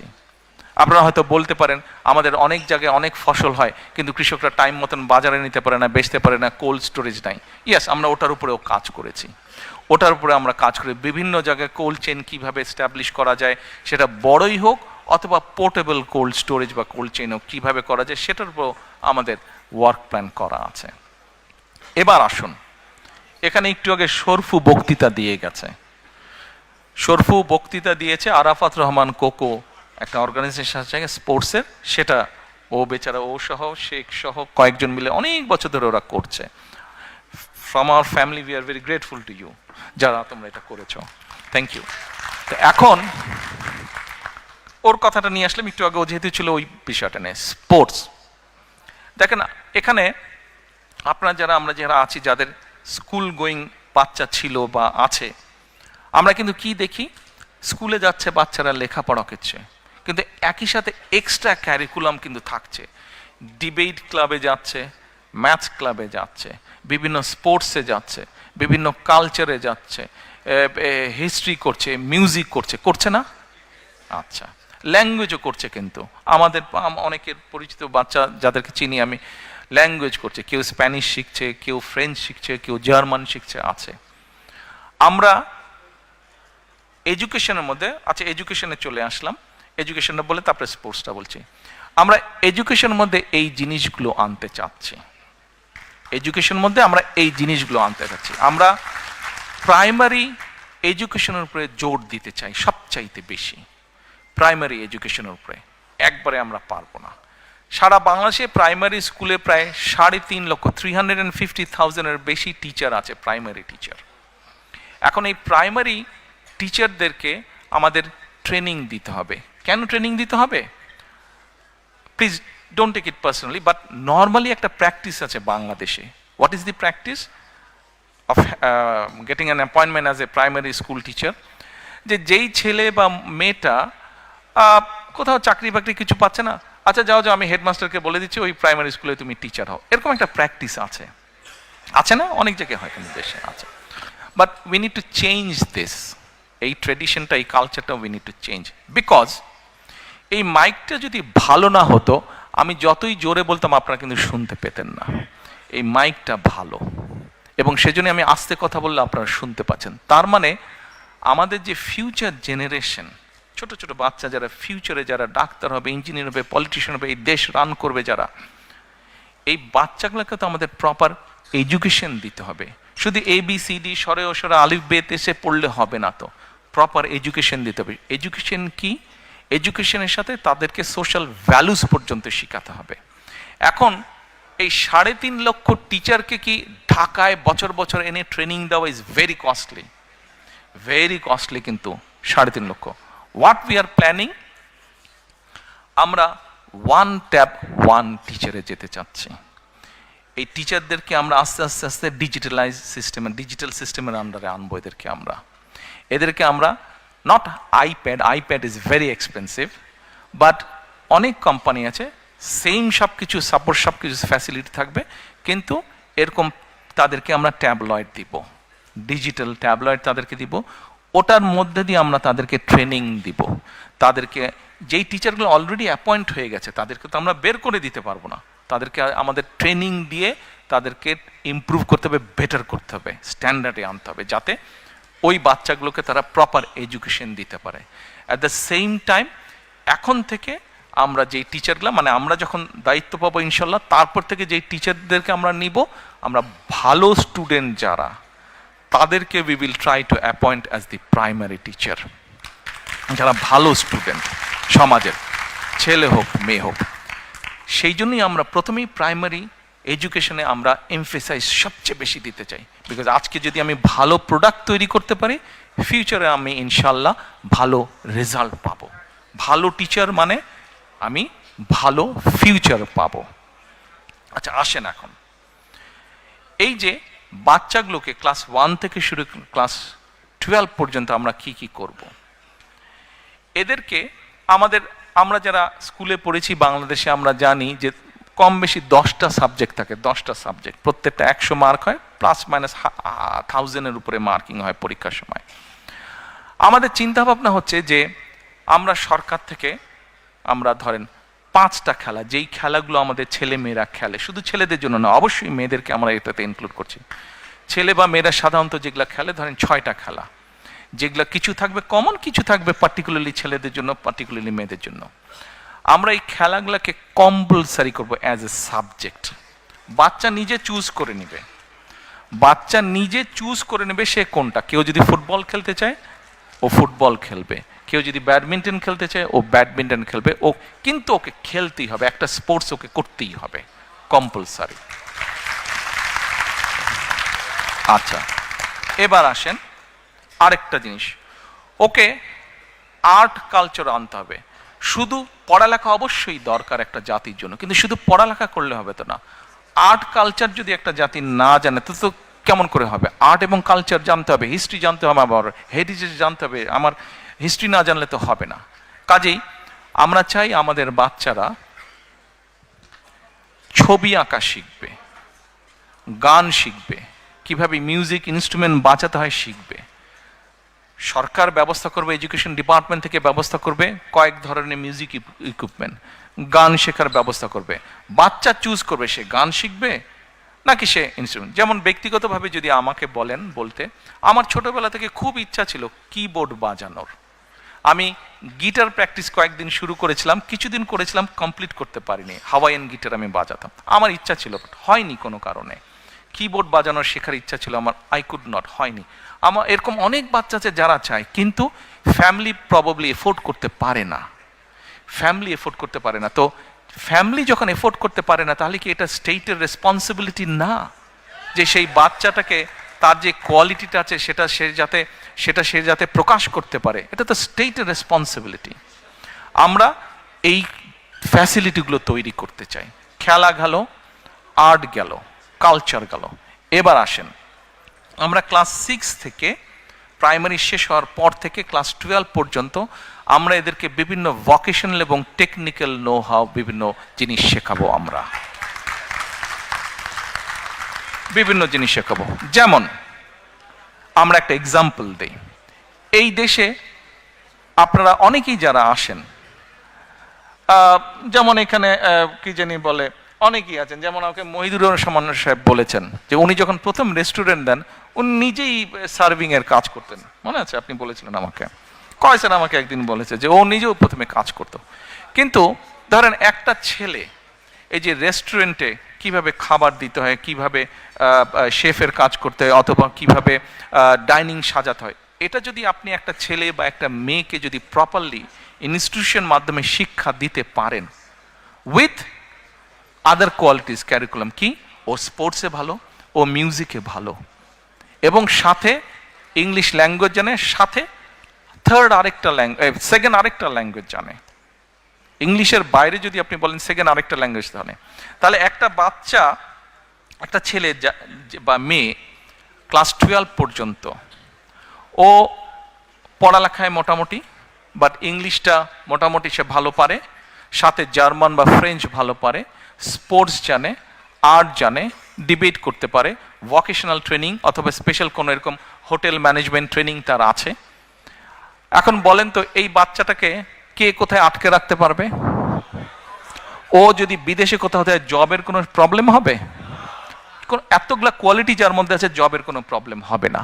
হ্যাঁ, আপনি হ্যাঁ বসেন, আসছি। আমরা ওকে বাচ্চাদেরকে কি কি শেখাবো? আমাকে যদি এই মুহূর্তে বলেন, অনেকের মধ্যে হয়তো ইটালিতে গিয়েছেন, ইউরোপের আরো অনেকগুলো দেশ। বাংলাদেশের পপুলেশন যদি আমরা ডাইনামিকটা দেখি, তাহলে আমরা দেখব কি ইয়াং জেনারেশনের সংখ্যা বেশি, এল্ডারলি জেনারেশনের সংখ্যা কম। কিন্তু আমরা ইউরোপের অনেক দেশে আমরা যদি যাই, আমরা দেখব যে এল্ডারলি জনসংখ্যা বেশি, ইয়াং জেনারেশন কম। ইভেন ইটালিতে গ্রামের পর গ্রাম খালি হয়ে যাচ্ছে, জাপানে গ্রামের পর গ্রাম খালি হয়ে যাচ্ছে, ইভেন চায়নাতে এই সমস্যা শুরু হয়েছে। এখন ধরেন একটা ছেলে বা মেয়ে ইটালিয়ান ল্যাঙ্গুয়েজ পারে, ইংলিশ তো পারে, জাপানিজ ল্যাঙ্গুয়েজ পারে, তাহলে এই বাচ্চাটা যখন যাবে উইথ আদার কোয়ালিফিকেশন, ওকে কে আটকে রাখবে? আমরা সেই জন্য চিন্তা করেছি, আমরা যেই সাবজেক্টগুলো, ল্যাঙ্গুয়েজ কোর্সগুলো অ্যাড করব। ভালো লাগছে? কন্টিনিউ করব? আমরা তাদেরকে German, French, Japanese, Mandarin and Arabic, এই কয়টা। আচ্ছা, বলতে পারেন অ্যারাবিক কেন? বাংলাদেশে বছরে 8 থেকে 10 লক্ষ মানুষ বিদেশে যাচ্ছে। এই 8 থেকে 10 লক্ষের মতন প্রায় 7 লক্ষ মানুষ মিডল ইস্টে যাচ্ছে। কিন্তু আনফর্চুনেটলি এই 7 লক্ষ মানুষ খুব লো পে স্কেলের কাজ করছে। আমরা এটাকে একটা অর্গানাইজ ওয়েতে নিয়ে আসতে চাচ্ছি। যেই মানুষগুলো মিডল ইস্টে যাচ্ছে, তাদেরকে যদি আপনি মিডল ইস্টে যেই কাজগুলো হয়, যেই জবগুলো বেশি পাওয়া যায়, সেই রিলেটেড ট্রেনিংগুলো যদি তাদেরকে দিতে পারেন, সেই related training with the language আপনি যদি তাদেরকে রেডি করতে পারেন, তাহলে যে মাসে $100 বেতন পাচ্ছে, ইজিলি সে $500 বেতন পাবে। ভ্যালু অ্যাড হচ্ছে। যেমন নর্মালি আমরা জানি যে নোয়াখালী, চট্টগ্রাম এই দিকের লোকজন মিডল ইস্টে যাচ্ছে, কাজে আমরা একটা চিন্তা করি যে ওই জোনগুলোতে আমরা মিডল ইস্ট ওরিয়েন্টেড এবং অ্যারাবিক ল্যাঙ্গুয়েজের উপরে জোর দেব বেশি। আমরা জানি যে ফরিদপুর বেল্টের লোকজন মোস্টলি ইটালি এই দিকে থাকে, আমরা এই এলাকাগুলোতে ইটালিয়ান ল্যাঙ্গুয়েজ এবং এখানে যেই জব ওরিয়েন্টেড আছে, জবগুলো পাওয়া যায়, সেগুলোর ব্যাপারে আমরা ভোকেশনাল বা ট্রেনিং ইনস্টিটিউটগুলো রেডি করব। ঠিক এইভাবে যেই জোনগুলোতে হয়, সিলেট তো সবগুলাই পারে, ঠিক ওভাবে আমরা জিনিসটাকে সাজাবো। এবার আসেন, মোটামুটি ভাবে এডুকেশনটা আপনাদের সামনে তুলে দিলাম। প্ল্যান, নো স্বপ্ন, অল দিজ আর প্ল্যানস। আচ্ছা, এবার আসেন স্পোর্টস। দেখুন, আমাদের কেন সবাইকে ডাক্তার, ইঞ্জিনিয়ার, আর্কিটেক্ট হতে হবে?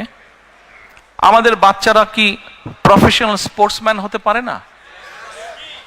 এই যে লন্ডনে বিখ্যাত ফুটবল প্লেয়ার বেকহাম, সবাই পাগল হয়ে যাচ্ছে, তো প্রফেশনাল প্লেয়ার। দেখেন ও নাইটহুড পেয়েছে না? হ্যাঁ, হামজাকে দেখেন, তারপরে হ্যাঁ ওকে দেখেন, তারপরে তো এই যে প্রফেশনাল প্লেয়ার। আমাদের মেয়েরা দেখেন এশিয়ান ফুটবলে ভালো করছে, ছেলেরা ওয়ার্ল্ড ওয়াইড ক্রিকেটে ভালো করছে আমাদের। তাহলে আরো যে হাজার হাজার লক্ষ লক্ষ কোটি ছেলে মেয়ে আছে যারা উঠছে, কেন এদের মধ্যে থেকে প্রফেশনাল প্লেয়ার আমরা ক্রিয়েট করব না? আপনারা কি নতুন কুড়ি নামে একটা প্রোগ্রাম আছে ভাই, জানেন আপনারা? আচ্ছা, আমরা এই নতুন কুড়ি তো আছে, এটাকে আমরা যেমন আরো সুন্দর করে সাজাবো, একইভাবে নতুন কুড়ির মধ্যে আমরা নতুন করে স্পোর্ট আমরা চালু করব। এই স্পোর্ট চালু করার মাধ্যমে আমরা দেশের ভিতরে বিভিন্ন টাইপের খেলোয়াড় যারা আছে তাদেরকে আমরা বের করে নিয়ে আসব। এবার আসেন, স্পোর্ট গেল, অর্থাৎ স্পোর্টকে আমরা প্রফেশনাল স্পোর্টসম্যান তৈরি করতে চাই দেশে, আমাদের জেনারেশনের ভিতর থেকে। এবার আসেন, হেলথ নিয়ে কথা বলি। আমরা এখানে NHS এর সুবিধা সবাই আমরা পাই, আর যারা এফোর্ড করতে পারি তারা আমরা প্রাইভেটে যাই, প্রাইভেট জিপি, প্রাইভেট কনসালটেন্টের কাছে যাই, কিন্তু সেটার সংখ্যা কিন্তু খুব কম। বাংলাদেশে চিন্তা করে দেখেন, 20 কোটি মানুষ, এই 20 কোটি মানুষকে আপনি কিভাবে হেলথ ফ্যাসিলিটি দিবেন, কিভাবে তাকে বেসিক হেলথ ফ্যাসিলিটি দিবেন, এটা কি আমরা কখনো চিন্তা করেছি? বেশ কোটি মানুষকে কিন্তু প্রত্যেককে এইভাবে হেলথ ফ্যাসিলিটি দেওয়া কিন্তু ভেরি এক্সপেন্সিভ এবং ভেরি ডিফিকাল্ট ব্যাপার, নিয়ার টু ইম্পসিবল। তো এখন ইউরোপে কিন্তু একটা কাজ এরা শুরু করেছে, প্রিভেনশন। নিশ্চয়ই বাই নাও আপনারা অনেকেই পরিচিত প্রিভেনশন। আমাদেরকে এই প্রিভেনশনে যেতে হবে। আমরা যদি গ্রামের দিকে যাই, জেলা উপজেলায় যাই, আমরা তাহলে কি দেখি? ম্যাক্সিমাম রোগী কি কার্ডিয়াক পেশেন্ট, অর্থাৎ হার্টের রোগী, কিডনি ডায়ালিসিস, তারপরে আপনার ডায়াবেটিক পেশেন্ট, এই তিনটা কিন্তু খুব দেখা যায়। আমরা চিন্তা করেছি কেন এই জিনিসটা চিন্তা করলাম, প্রিভেনশনের উপরে আরো বেশি চিন্তা করলাম কেন? একটা এক্সাম্পল দিই। ধরেন সিলেট মেডিকেল কলেজ, এটা তো সিলেট শহরে, তাই না? মেডিকেল কলেজ, এই মেডিকেল কলেজ কত বেডের?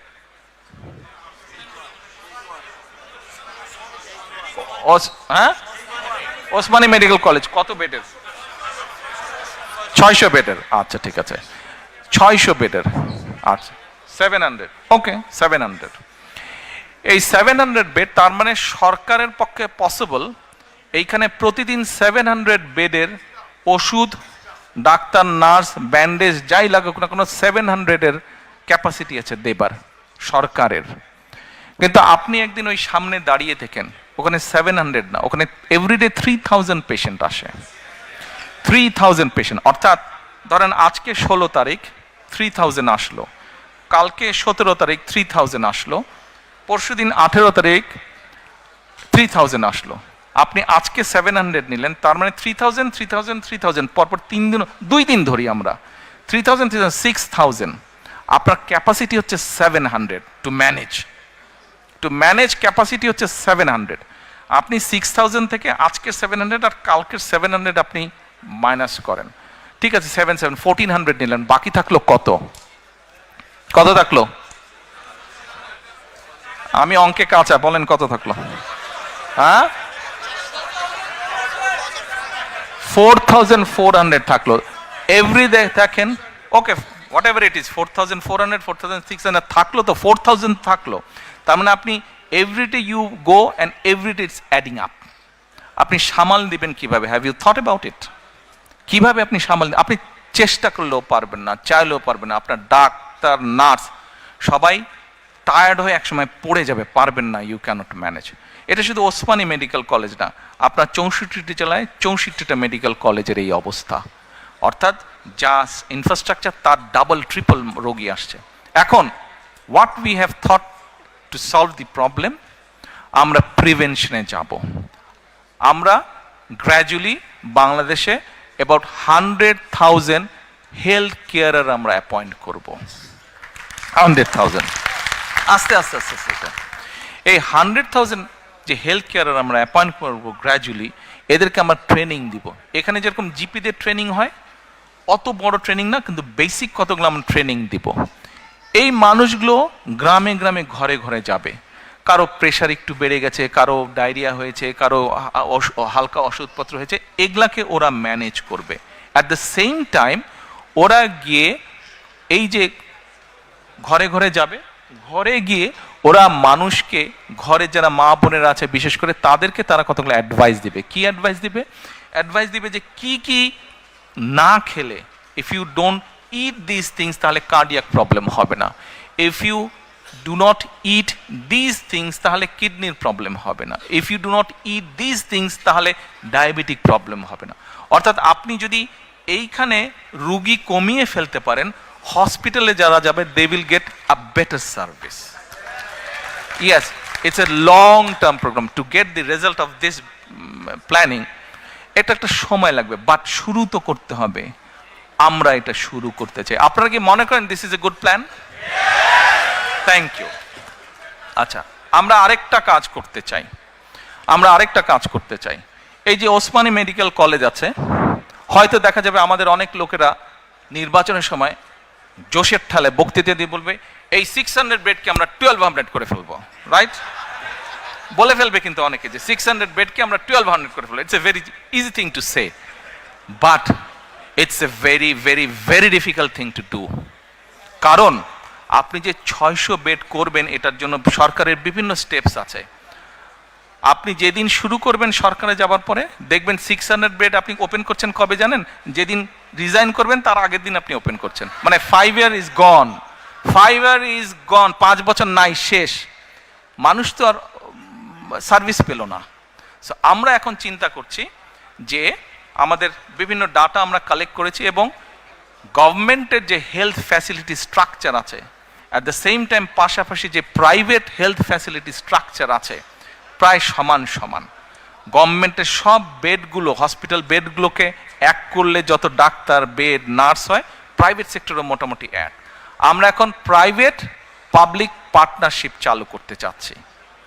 এখন ইউ ক্যান আস্ক মি যে আচ্ছা ঠিক আছে, এটা কি জিনিস? ওকে, আসেন আপনাকে একটা এক্সাম্পল দিই।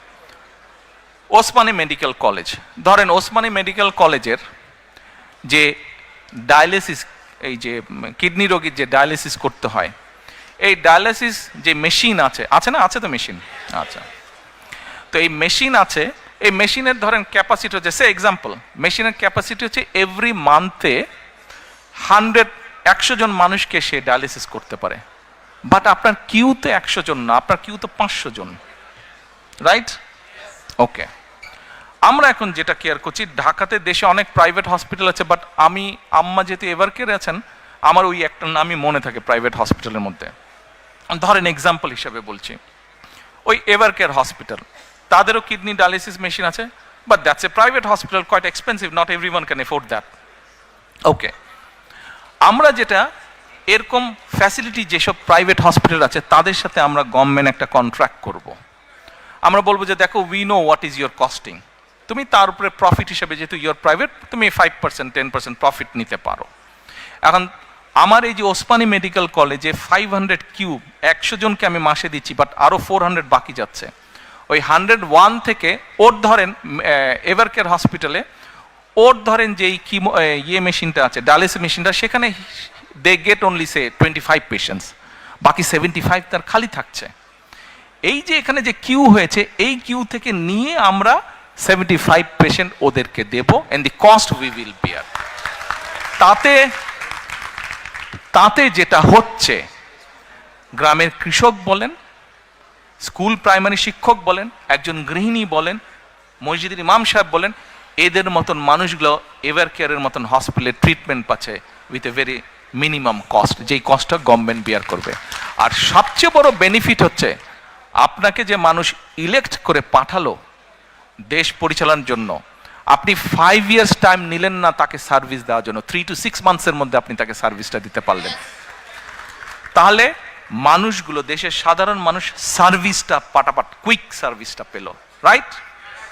আইডিয়াটা ঠিক আছে না রং আছে? ওকে, আপনারা মনে করেন should we implement this if we ইনশাআল্লাহ গেট দি অপরচুনিটি? কে করবো এরকম? ওর পিছনে বোঝে না, এরা বোঝে নাই, হেলথ পলিসি বোঝে নাই, করবো? আচ্ছা ঠিক আছে। No, I won't. বসো। আচ্ছা, না এখানে আমরা কোয়েশ্চেন আনসার করছি না, আমি আমার কতগুলো প্ল্যানিং আপনাদের বলছি। আচ্ছা, কৃষি গেল, হেলথ গেল, এডুকেশন গেল। এবার আসেন একটা বিরাট একটা ইম্পর্টেন্ট ইস্যু আছে, এটা বলে মোটামুটি ভাবে আমি আমার বক্তব্য শেষ করে নিয়ে আসবো। 9টা বাজে, অনেক দূর যেতে হবে অনেককে। আচ্ছা, আরেকটা ভেরি ইম্পর্টেন্ট বিষয় আছে। একটু আগে আমি একটা কথা বলেছি, আমাদের পপুলেশনের বিরাট একটা মেজরিটি অংশ হচ্ছে কি? মেজরিটি অংশ হচ্ছে ইয়াং জেনারেশন, ছেলে হোক মেয়ে হোক, ইয়াং জেনারেশন। এখন আপনি যত গার্মেন্টস করেন, কত গার্মেন্টস করবেন, আপনি কত মিল ফ্যাক্টরি করবেন, সবাইকে তো এখানে চাকরি দিতে পারবেন না, and not everyone is interested to get job in those places, তাই না? মানুষের বিভিন্ন কোয়ালিটি আছে। আমরা এই ইয়াং ছেলে মেয়েদের বিভিন্ন, যেমন ধরেন এইখানে অনেককে দেখলাম একটু আগে, এই যে এখনো চলছে, এই যে ডাইরেক্ট টেলিকাস্ট করছে ফেসবুকে অথবা এতে ডাইরেক্ট করছে, এই যে অনেকগুলো এখানে আছে, চারিদিকে তাকালে দেখো। এখন এদের মধ্যে এই যে যারা করছে, শখে যারা করছে, হ্যাঁ দেখেছি আপনাকে, এদের মধ্যে অনেকে কিন্তু আছে, তাদের অসম্ভব কোয়ালিটি আছে, সে কন্টেন্ট মেকিং। অনেক ইয়াং ছেলে মেয়ে আছে কন্টেন্ট মেকিং, কিন্তু কন্টেন্ট মেকিং এর প্রপার পলিসি আমাদের দেশে নাই। কন্টেন্ট মেকিং এর প্রপার পলিসি নাই। এখন আমরা যদি সেই পলিসিগুলো কি কি হবে, আমরা যারা করে তাদের সাথে কথা বলছি, তারা ওই স্ট্রাকচারটা তৈরি করছে। অ্যাট দ্য সেম টাইম এই কন্টেন্টটা সে হয়তো এখন ছেড়ে দিচ্ছে যখন অনলাইনে হয়তো $50 পাচ্ছে, সে 20 পাউন্ড সে পাচ্ছে, কিন্তু সেই 20 পাউন্ডটা আবার বিভিন্ন যে ইন্টারন্যাশনাল যেটা ফাইন্যান্স ট্রান্সফারের যে মিডিয়া সেটাও নাই, ফলে সে ডাইরেক্ট পাচ্ছে না। তার হয়তো বন্ধু বান্ধব লন্ডনে আছে, সে তার অ্যাকাউন্টে দিচ্ছে, ওখান থেকে আবার তাকে দেশে দিচ্ছে, এটাই হচ্ছে কিন্তু ফ্যাক্ট। এখন আমরা যে গেটওয়ে আছে, বিভিন্ন ইন্টারন্যাশনাল মনিটারি গেটওয়ে আছে, এদের সাথে আমরা কথা বলছি যে ভাই আমাদেরকে এই ব্যবস্থাটার সময় অ্যাডভান্টেজ দেওয়া। ফলে হচ্ছে কি, যে কন্টেন্ট মেক করছে, যেই ছেলেমেয়েগুলা কন্টেন্ট মেক করছে, তারা কন্টেন্ট মেক করলে তাদের পেমেন্টটা যেমন ডাইরেক্টলি পাচ্ছে, পলিসি যখন স্টেট গভর্নমেন্ট যখন পলিসি তৈরি করবে, ভাই আমাকে একটু টাইম দেন, আমি তাড়াতাড়ি শেষ করে দেবো, আপনার পরে কথা বলেন, হ্যাঁ পরে কথা বলেন, তখন হবে কি তার ইনকামটা বেড়ে যাবে। তারপরে আসেন, আমাদের অনেক ইয়াং ছেলে মেয়ে আছে, তাদেরকে আমরা যেটাকে ডাটা বলি, বাংলাদেশি খুব সেটাকে এমবি বলে, এমবি বলে ডাটাটাকে। তো ডাটা ইজ কোয়াইট এক্সপেন্সিভ বাংলাদেশে, কিন্তু আমাদের অনেক ছেলে মেয়ে আছে, ধরেন তারা অনলাইনে ইয়ে করে, আপনার বিভিন্ন বিজনেস করে, ধরেন এই যে ইবের মতন বিজনেস করে। তো এখন এই ছেলেমেয়েগুলা, এদের দুটো সমস্যা আছে মেজরিটির, তাদের প্রপার ওয়ার্ক স্পেস নাই। হয়তো যেই মেসে থাকে বা হলে থাকে, ও স্টুডেন্ট হলে থাকে, সেখানেই বসে হয়তো সে কাজ করছে।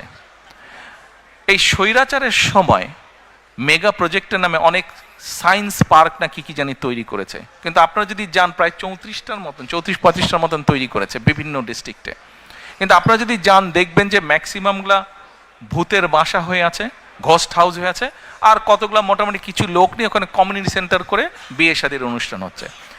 আমরা চাচ্ছি এগুলাকে কনভার্ট করতে, করে এইসব জায়গায় আমরা ফ্রি ওয়াইফাইয়ের ব্যবস্থা করব, এবং ওই যে ছেলেরা যারা, ছেলেমেয়েরা যারা কাজ করছে, এদেরকে ধরেন 2 বন্ধু মিলে কাজ করছে, 3 বন্ধু মিলে কাজ করছে, বা একজন কাজ করছে, ওদেরকে আমরা ওখানে ছোট ছোট ওয়ার্ক স্পেস দিব। ফলে ও ওর নিজের কোম্পানি তৈরি করবে, ও অনলাইনে সেটা ডাটা প্রসেসিং হতে পারে, সেটা ডিজাইনিংয়ের কাজ হতে পারে, সেটা কন্টেন্ট মেকিং হতে পারে, সেটা অনেক ধরনের কাজ হতে পারে। এই স্পেসগুলো আমরা তাদের জন্য তৈরি করব। এর বাইরে আমরা আরেকটা প্ল্যানিং করেছি, ওই যে বললাম ডাটা অনেক এক্সপেন্সিভ, ডাটা অনেক এক্সপেন্সিভ। আমরা কতগুলো ইম্পর্টেন্ট জায়গাতে, পাবলিক প্লেসে, ইউনিভার্সিটির হল, ইউনিভার্সিটির লাইব্রেরি, কলেজের লাইব্রেরি, বিভিন্ন পাবলিক ইম্পর্টেন্ট স্পেস, তারপরে একটু ভালো ভালো ডিস্ট্রিক্ট টাউনে ভালো ভালো ক্যাফেটেরিয়া আছে, এইসব জায়গাতে আমরা 1 ঘন্টা থেকে 1.5 ঘন্টার জন্য আমরা ওয়াইফাই ফ্রি করে দিব। আপনারা যখন ওয়েস্টফিল্ডে যখন যান, ওয়েস্টফিল্ডে গিয়েই কিন্তু অনেকে কি করে, তাড়াতাড়ি ওয়েস্টফিল্ডের ওয়াইফাইয়ের সাথে কানেক্ট করে নেন আপনারা, কিন্তু ওখানে একটা সিস্টেম আছে, আপনাকে ইমেল অ্যাড্রেস দিতে হবে, নাম দিতে হবে, কতগুলো ফর্মালিটিস আছে, এই ফর্মালিটিসগুলো ওখানেও থাকবে সাথে। এখন কোনো কিছু তো নাথিং ইজ ফ্রি, তাই না? Nothing is free. এখন ওই যে ওখানে যে ইন্টারনেটটা সার্ভিস হবে, ওখানে যে থাকবে, ওটা তো একটা খরচ আছে। খরচটা কিভাবে হবে? আমরা বিভিন্ন বিজনেস হাউসের সাথে কথা বলবো, যারা বিভিন্ন রকম প্রোডাক্ট বানায়, কমোডিটি প্রোডাক্ট, তাদেরকে বলবো যে ভাই তোমরা এটাতে অ্যাড দিবা কিনা। অ্যাড দিবে, কাজেই যে লগ ইন করবে তাকে হয়তো 1 মিনিটের জন্য একটা অ্যাড দেখতে হবে, অ্যাডটা হয়ে গেল, তারপরে he or she can start doing their jobs. এর বাইরে বিভিন্ন রকম ভোকেশনাল ইনস্টিটিউট, বিভিন্ন রকম টেকনিক্যাল ইনস্টিটিউট, যেমন আমাদের দেশে আপনি যদি যান, ব্লাড নিবে এরকম টেকনিশিয়ানের অভাব আছে। এই যে আমরা প্রায় শুনি যে ফিলিপাইন থেকে নার্স যাচ্ছে, কেরালা থেকে নার্স যাচ্ছে, তা আমাদের মেয়েরা, আমাদের ছেলেরা কেন পারবে না? কিন্তু প্রপার ইনস্টিটিউশনগুলো এখনো গড়ে ওঠে নাই। আমরা এই টাইপের ইনস্টিটিউশনগুলো আমরা আস্তে আস্তে গড়ে তুলতে চাই। এইভাবে আমরা জব ক্রিয়েট করতে চাই, এইভাবে জব ক্রিয়েট, যাতে করে আমাদের ভবিষ্যৎ ছেলেমেয়েরা একটা ডিগনিফাইড লাইফ নিয়ে ডিসেন্টভাবে যাতে তারা বেঁচে থাকতে পারে। প্রিয় ভাই বোনেরা, আপনাদের সামনে সংক্ষেপে আমি আমার কতগুলা পরিকল্পনা তুলে ধরলাম। আজকে বিজয় দিবসের আলোচনা, ব্যানার নাই, বিজয় দিবসের আলোচনা, এই তো ব্যানার, ইয়েস, বিজয় দিবসের আমাদের আলোচনা। এই বিজয় দিবসের আলোচনায়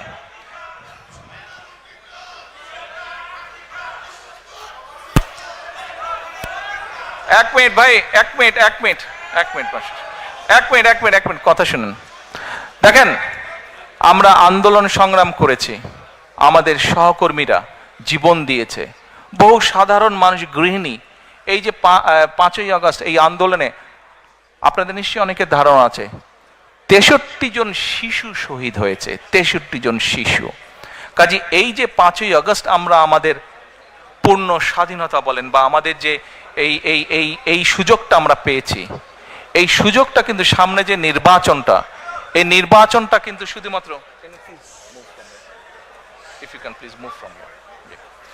এই সুযোগটা, এই যে নির্বাচনের সুযোগটা, এটা কিন্তু কোনো এক্সপেরিমেন্ট অথবা এক্সপেরিয়েন্সের সুযোগ না। কিন্তু আগামী যে সময়টা আসছে, এটা কিন্তু একটা পরিবর্তনের সুযোগ। আমরা যদি এইবার দেশটাকে পরিবর্তন করতে পারি তাহলে আমরা এগিয়ে যাব। প্রিয় সহকর্মীবৃন্দ, ফোনটা তো প্রথমেই বলেছে। শোনেন, আপনারা প্রবাসে আছেন, প্রবাসীদের কাছে প্রথমেই আমি কৃতজ্ঞতা প্রকাশ করেছি। আমাদের যে স্বৈরাচারের বিরুদ্ধে আন্দোলন, এই আন্দোলনে প্রবাস থেকে বহু প্রবাসী বিভিন্নভাবে সহযোগিতা করেছেন। এই আন্দোলন সফলতার পিছনে প্রবাসীদের একটি বিশাল ভূমিকা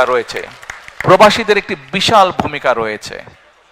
কাজেই প্রবাসীদের অবদানকে কোনোভাবে আমরা খাটো করে দেখতে পারি না।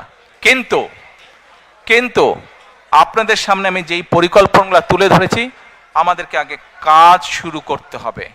আমরা যদি কাজ শুরু করতে না পারি এবং আমরা যদি সকলের দাবি উপস্থাপন করতে থাকি, তাহলে কিন্তু একটা ইনডিসিপ্লিন তৈরি হবে, ফলে আমরা কিন্তু আমাদের কাঙ্ক্ষিত লক্ষ্যে পৌঁছতে পারবো না। এই মুহূর্তে একটু আগে যেই কথাটা আমি বলেছি, প্রিয় ভাই বোনেরা, সেই কথাটি হচ্ছে যে এই আগামী নির্বাচন কিন্তু কোনো এক্সপেরিয়েন্সের বিষয় না, এক্সপেরিমেন্টের বিষয় না। এই সুযোগটা আমাদের কাজে লাগাতে হবে, এইটিকে সদ্ব্যবহার করতে হবে। আপনাদের সকলকে, প্রবাসীরা যেরকম আন্দোলনকে গড়ে তুলেছেন বিভিন্ন সাহায্য সহযোগিতার মাধ্যমে, একইভাবে প্রবাসীদের সামনে এখন বিশাল দায়িত্ব হচ্ছে যে সঠিক দলকে নির্বাচিত করতে সহযোগিতা করা। যেই দল সঠিক পরিকল্পনা নিয়ে আগামী দিনে দেশকে গড়ে তুলতে সক্ষম হবে, যেই দল আগামী দিনে সঠিকভাবে বাংলাদেশকে সামনে নিয়ে যেতে হবে। আমরা যদি সকলে ঐক্যবদ্ধ থাকি, আমরা যদি সকলে একসাথে থাকি, দয়া করে একটু বসবেন, একটা জিনিস দেখাবো আপনাদেরকে। দয়া করে একটু কষ্ট করে বসবেন, আর 10 মিনিট, তারপরে সেরে দেব। 10 মিনিট, অনলি 10 মিনিটস। তুমি এরকম পাগল করো কেন?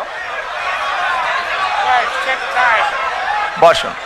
আমরা যদি একসাথে থাকি, ঐক্যবদ্ধভাবে থাকি, তাহলে আমাদের এই প্রিয় মাতৃভূমিকে কিন্তু আমরা সঠিক ডাইরেকশনে নিতে পারবো। প্রিয় ভাই বোনেরা, আপনারা দেখেছেন, আমি কিন্তু 1 বছর আগে বলেছিলাম, দেখুন আপনারা আপনাদের এই কথাগুলো শুনতে হবে। যদি কথাগুলো না শুনেন, এই ছবি কিন্তু কোনো লাভ হবে না। দয়া করে কথাগুলো শুনুন, কথাগুলো না শুনলে কিন্তু লাভ হবে না। আমি 1 বছর আগে আপনাদেরকে বলেছিলাম যে সামনে কিন্তু আমাদের কঠিন সময়, ষড়যন্ত্র থেমে নেই এবং এই নির্বাচনও কিন্তু খুব সহজ নয়। আপনারা অনেকেই কিন্তু ব্যাপারটা এখন বুঝতে পারছেন। 1 বছর আগে যা বলেছিলাম সেটা কিন্তু হচ্ছে এখন। আমি আবারও বলছি, সামনের সময় কিন্তু খুব সুবিধার না। কাজেই সকলকে ঐক্যবদ্ধ থাকতে হবে। ঐক্যবদ্ধ থাকতে পারবেন? ঐক্যবদ্ধ থাকতে পারলেই আমরা আমাদের এই যে পরিকল্পনা বললাম সফল করতে পারবো। ঐক্যবদ্ধ থাকলেই আমরা আমাদের প্রত্যাশিত বাংলাদেশকে গড়ে তুলতে পারবো। ঐক্যবদ্ধ থাকলেই আমরা বাংলাদেশের জবাবদিহিমূলক ব্যবস্থা গড়ে তুলতে পারবো। এই ব্রিটেনে যে আপনারা আছেন, এই দেশের জবাবদিহিমূলক ব্যবস্থা আছে বলেই এই দেশের মানুষ তার ন্যায্যতা থেকে বঞ্চিত হয় না। বাংলাদেশের মানুষ বহু যুগ ধরে তাদের ন্যায্যতা থেকে বঞ্চিত হয়েছে। কাজে আসুন, বাংলাদেশের মানুষের ন্যায্য অধিকার যদি ফিরিয়ে দিতে হয়, যে কোনো মূল্যে আমাদেরকে কি করতে হবে? ঐক্যবদ্ধ থাকতে হবে। ঐক্যবদ্ধ না থাকার কোনোই বিকল্প নেই আমাদের। United we stand, divided we fall. কাজে এই কথাটি আমাদের সকলকে মনে রাখতে হবে। এখন প্রিয় ভাই বোনেরা, আপনাদেরকে আমি ছোট্ট 2 মিনিটের মধ্যে 1 মিনিটের একটা ভিডিও দেখাতে চাই। কে কে ভিডিওটা দেখতে চান না হাত তুলেন। কারা দেখতে চান না, কারা দেখতে চান না হাত তুলেন। আর কারা দেখতে চান, ধন্যবাদ। কিন্তু দেখতে হলে একদম কোয়াইট হতে হবে, একদম কোয়াইট হতে হবে দেখতে হলে। এ ভাই অন মাই রাইট সাইড, আপনারা বসেন, দয়া করে আপনারা বসেন। আপনারা সবাই দেখতে, আমার ডান সাইডে যারা আছেন, সামনে যারা আছেন, আপনারা দেখতে অনেক সুন্দর, অনেক ছবি উঠেছে। এখন বসেন, দয়া করে এখন বসেন। আপনাদেরকে আমি যে ভিডিওটি আমি দেখাবো, এতক্ষণ গত আধা ঘন্টা যাবত আমি যেই কথাগুলো আপনাদেরকে বললাম, 1 মিনিটের সেই আছে। আজকে এই ভিডিওটি দেখার পরে যদি আপনারা ভিডিওটির অর্থ বুঝতে পারেন, তাহলে আমি বুঝে নেব যারা কষ্ট করে আজকে এখানে এসেছেন তাদের আশাটা এখানে সফল হয়েছে। এই ভিডিওটি দেখে যদি এর অর্থ আপনারা বুঝতে পারেন, তাহলে আমি বুঝবো আগামীর প্রত্যাশিত বাংলাদেশ গড়ে তোলার জন্য আপনারা শপথবদ্ধ। আর যদি বুঝতে না পারেন, দুর্ভাগ্যজনক ব্যাপার। এখন আমি আমার বক্তব্য শেষ করব, তবে বক্তব্য শেষ করার আগে এবং ভিডিওটি দেখানোর আগে আপনাদের সকলকে আমি একটি বিনীত অনুরোধ করতে চাই, করব সত্যি? আচ্ছা, কি সেই বিনীত অনুরোধ? প্রিয় ভাই বোনেরা, আপনাদের সাথে আমি 18 বছর ছিলাম। বিভিন্ন সময়ে বিভিন্ন অনুষ্ঠানে অনেক মানুষের সাথে দেখা হয়েছে। আপনাদের সাথে বহু স্মৃতি আমার রয়ে গিয়েছে। আপনাদের সাথে বহু দুঃখ কষ্ট আমি শেয়ার করেছি। আপনারা বিভিন্ন সময়, আমার বক্তব্যের শুরুতেই বলেছি, যুক্তরাজ্য সহ বিভিন্ন দেশের প্রবাসী, বিশেষ করে যারা জাতীয়তাবাদী, বাংলাদেশি জাতীয়তাবাদের রাজনীতিতে বিশ্বাস করেন, আপনারা বহু মানুষ বিভিন্ন সময় আমার পরিবারের, দলের বিপদের সময় আমাকে মানসিকভাবে সাহস দিয়েছেন, সহযোগিতা করেছেন, সমর্থন জুগিয়েছেন। আজকে বিশেষ করে লন্ডনে যারা আছেন, বিশেষ করে তোমরা যারা ইয়াং আছো, ছবি তোলার জন্য পাগল হয়ে যাচ্ছ, প্রত্যেকের কাছে আমার একটি অনুরোধ, 25 তারিখে ইনশাআল্লাহ আপনাদের দয়া, আল্লাহর রহমতে আমি দেশে ফিরে যাব। কিন্তু এখানে উপস্থিত, এই ঘরে উপস্থিত প্রত্যেকটি মানুষের কাছে আমার অনুরোধ, দয়া করে কেউ আপনারা এয়ারপোর্টে সেদিন যাবেন না। দয়া করে কেউ আপনারা এয়ারপোর্টে যাবেন না আপনারা। কারণ এয়ারপোর্টে গেলে একটি হট্টগোল তৈরি হবে এবং মানুষ জানবে যে এরা সব বাংলাদেশি, এবং দেশের সুনাম নষ্ট হবে, দলের সুনাম নষ্ট হবে। যারা এয়ারপোর্টে যাবেন না, যারা সেদিন এয়ারপোর্টে যাবেন না, আমার আজকের এই অনুরোধ যারা রাখবেন, আমি ধরে নিব তারা দল এবং সর্বোপরি দেশের সম্মানের প্রতি মর্যাদা রাখবেন। আর আমার মানা করা সত্ত্বেও, আমার অনুরোধ করার পরেও যারা যাবেন, আমি ধরে নিতে বাধ্য হব যারা ব্যক্তিগত স্বার্থের জন্য সেখানে গিয়েছেন। কাজেই আপনাদের কাছে বিনীত অনুরোধ রেখে আমার বক্তব্য শেষ করছি। সেই 1.5 মিনিটের ভিডিওটির দেখার অনুরোধ করছি। প্রিয় ভাই বোনেরা, সকলের কাছে দোয়া চেয়ে যাচ্ছি, আপনারা দয়া করে দোয়া করবেন, দেশনেত্রী খালেদা জিয়ার জন্য দোয়া করবেন। আপনাদের সামনে যে পরিকল্পনা তুলে ধরেছি, আল্লাহ যাতে আমাকে তৌফিক দেন দেশ এবং দেশের মানুষের জন্য সেই কাজগুলো যাতে সম্পূর্ণ করতে পারি। আল্লাহ হাফেজ। বাংলাদেশ জিন্দাবাদ, বাংলাদেশ জাতীয়তাবাদী দল জিন্দাবাদ। আসসালামু আলাইকুম।